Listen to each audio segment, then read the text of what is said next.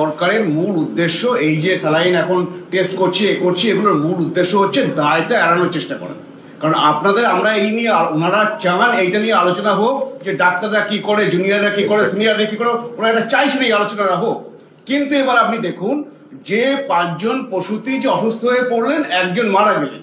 কখন মারা গেলেন? 12 ঘন্টার মধ্যে মারা গেলেন সিজারের পরে। তো আজকে ময়না তদন্তের রিপোর্টে কোথাও বলা হয়নি যে তার ভুল অপারেশনের জন্য তিনি মারা গিয়েছেন। তাহলে যে জুনিয়র ডাক্তার করে থাক, সিনিয়র ডাক্তার করে থাক, যেই অপারেশন করে থাক, কোনো ভুল অপারেশন হয়নি। তাহলে মারাটা গেলেন কেন? সেখানে বলা আছে সেপটিক শক।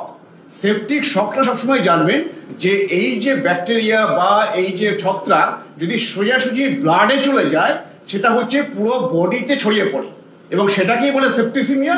তারপর থেকে সেপটিক শক হয়। আর আজকে উনি বলছেন একটা কথা যে গাউন নাকি ঠিকমতো স্টেরিলাইজ করা হয়নি, সেখানেও কিছু গাফিলতি আছে। সেটা হচ্ছে গাউন যদি স্টেরিলাইজ করা না হয়ে থাকে, সেখান থেকে ইনফেকশন রোগীর কাছে যেতে পারে। সেটা সিনিয়র অপারেশন করলেও যাবে, জুনিয়র অপারেশন করলেও যাবে। কিন্তু সবসময় জানবেন সেই ইনফেকশন এত তাড়াতাড়ি সমস্ত বডিতে ছড়িয়ে পড়ে না। আজকে এই যে 12 ঘন্টার মধ্যে মৃত্যু হয়েছে, সেটাই প্রমাণ করে যে ইনফেকশনটা ডাইরেক্টলি তার ধমনীর মধ্যে দিয়ে ব্লাডে দেওয়া হয়েছে।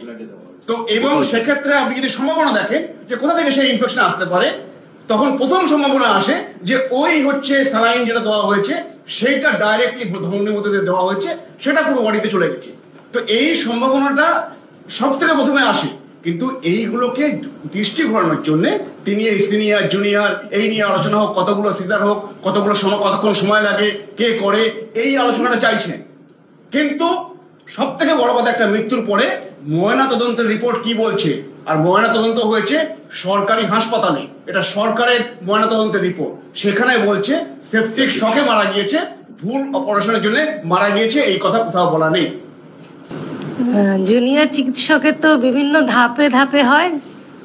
প্রথম বর্ষের পিজিটি, দ্বিতীয় বর্ষের পিজিটি, তৃতীয় বর্ষের পিজিটি। ধরুন 3 বছরে 2 বছর 364 দিন হয়েছে, আর 65 দিনেই সে অ্যাকচুয়ালি ওই সিনিয়র চিকিৎসক হয়ে যাবে। তাই 364 দিন বা 360 দিন এই সময় কি সে চিকিৎসা করবে না? নিশ্চয়ই করবে। আমাদের শ্রমিকদা তো বলেই দিলেন যে বিভিন্ন প্রসেস আছে, একটা হচ্ছে ইন্ডিপেন্ডেন্ট সার্জারি, একটা হচ্ছে অ্যাসিস্টেড সার্জারি। তো ইন্ডিপেন্ডেন্ট সার্জারি তো করতেই হবে, কারণ তাকে লিখতে হবে কটা সিজার সে করেছে। সিজার সে না করে 365 দিন বাদেই তো সে সিনিয়র ডক্টর হয়ে যাবে। কাজে অবশ্যই চিকিৎসা করার তার আইন সিদ্ধ, ন্যাশনাল মেডিকেল কমিশন সিদ্ধ তার প্রসেস আছে। কাজেই হ্যাঁ, এবার প্রশ্ন হচ্ছে সিনিয়র চিকিৎসক কজন আছে? এই বিভিন্ন হাসপাতালে যে কথা বলা হলো, হিউম্যান রিসোর্সের তো একটা খামতি রয়ে যাচ্ছে। সিনিয়র চিকিৎসক 24 ঘন্টা সে ডিউটি করতে হবে, সিনিয়রকেও করতে হবে। তখন সে তার খেতে যেতে পারেন, ঘুমোতে যেতে পারেন, আরও যেসব নিত্য প্রক্রিয়া সেগুলো করতে পারেন। তখন তো ওই 30টা সিজার যে করতে হবে তার টাইমও তো 24 ঘন্টা। তাহলে কি করে করবে? কাউকে তো নামতেই হবে ওটিতে।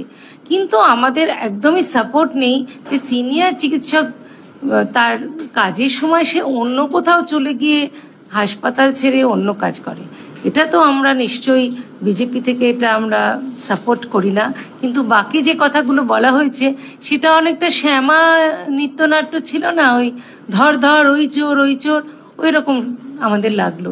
আমরা এটা সম্পূর্ণভাবে ডাক্তারদের পাশেই আছি, কিন্তু যে ডাক্তার ঠিকঠাক কাজ করেননি তার যদি কোনো শাস্তি হয় সেটা আমরা অবশ্যই মাথা পেতে নেব। এই ইস্যুতে ছোট্ট উদাহরণ দিয়ে দিই। একটা সরকারি হাসপাতালে দিনে কম করে 40 থেকে 45টি সিজারিয়ান সেকশন হয়। এক এক দিনে এক একটি ইউনিটের ওপর দায়ভার থাকে। সেই ইউনিটের একজনই সিনিয়র চিকিৎসক থাকে, হয় প্রফেসর বা অ্যাসোসিয়েট প্রফেসর র্যাঙ্কের।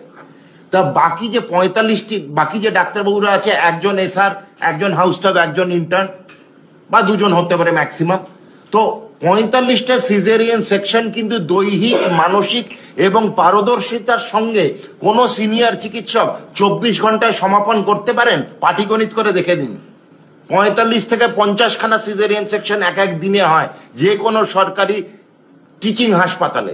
যে কোনো প্রান্তিক টিচিং হাসপাতাল, কুচবিহার, ঝাড়গ্রাম, রায়গঞ্জ, পুরুলিয়া, এগুলোতে কিন্তু আরো বেশি ভিড় থাকে, ডাক্তারের সংখ্যা আরো কম, ৬৬টির উপর ভ্যাকেন্সি। দৈহিক, মানসিক এবং পারদর্শিতার সঙ্গে একটি সিনিয়র চিকিৎসকের দিনে ৪৫টা সিজারিয়ান সেকশন করা অপারক, সে কিছু করার নেই, জুনিয়ররা আসবে সেখানে।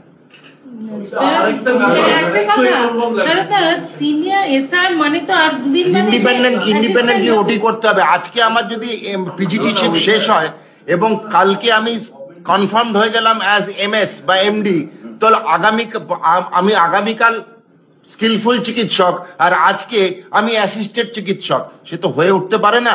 ইন্ডিপেন্ডেন্ট অপারেশন করার লগবুকও মেনটেন করতে হয় ন্যাশনাল মেডিকেল কমিশনের নিয়ম অনুযায়ী, সেটাও কিন্তু লগবুক মেনটেন করতে হয়। আরজিকর আন্দোলন শান্তদার কাছে একটা প্রশ্ন করতে হবে যে আরজিকর আন্দোলনে দেখা গেছিল চিকিৎসক ফ্র্যাটার্নিটি পুরো সংগঠন ব্যতি রেখে, সিনিয়র জুনিয়র ভাগাভাগি ব্যতি রেখে তারা সামগ্রিকভাবে একটা আন্দোলনে সামনের সারিতে ভূমিকা নিয়েছেন, যেটা কালক্রমে জন আন্দোলনের চেহারা নিয়েছিল। সেই বিষয়টির সঙ্গে আজকের এই যে সাসপেনশন, হাসপাতাল্লাহ নাইয়ার বাড়িতে হঠাৎ পুলিশ যাওয়া, কোন জায়গায় সবটা কি ক্রোনোলজি মেনটেন করে? পুরোটাই ক্রোনোলজি মেনটেন করে। এই যে থ্রেট কালচার নিয়ে আমরা কথাবার্তা বলি না, আমি বলবো থ্রেট মানে ইংরেজিতে সন্ত্রাস।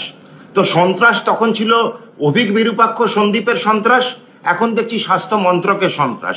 এই সন্ত্রাসটা প্রাতিষ্ঠানিক প্রশাসনিক সন্ত্রাস, অ্যাডমিনিস্ট্রেটিভ টেরোরিজম। এই টেরোরিজমের সূচনা এবং উৎস কিন্তু স্বাস্থ্য ভবন থেকে যে হতে চলেছে সেটা আমরা আজকে প্রত্যক্ষ এবং পরোক্ষ দুটোভাবেই দেখতে পাচ্ছি।